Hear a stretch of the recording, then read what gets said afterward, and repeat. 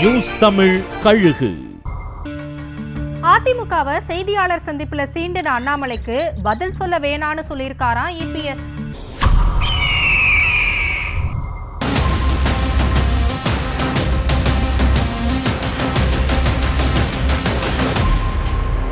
அதிமுக பாஜக கூட்டணி வலுவா இல்லன்னு விமர்சனங்கள் எல்லாம் எழுகிற நிலையில அதுக்கு வலு சேர்க்கிற மாதிரி 2026ல கூட்டணி ஆட்சின்னு எல்லாம் சொல்ல மாட்டேன், பாஜக ஆட்சின்னு தான் சொல்லுவேன்னு அண்ணாமலை பேசினது அதிமுகவினரை டென்ஷன் ஆக்கி இருக்கு.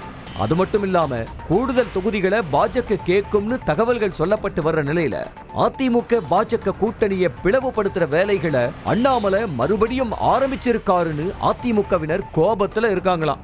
இத பத்தி அதிமுக நிர்வாகிகள் கிட்ட பேசின இபிஎஸ், இதுக்கு யாரும் கருத்து தெரிவிக்க வேணாம், இந்த விஷயத்தை எனக்கு என்ன பண்ணணும்னு தெரியும், நான் பாத்துக்கிறேன்னு சமாதானம் சொல்லி அனுப்பியிருக்காராம். இதுக்கு பின்னாடி தொகுதி பங்கீட்டுல வேற வலிமையை குறைக்கிற உத்திகள் இருக்கும்னு சொல்லப்படுது.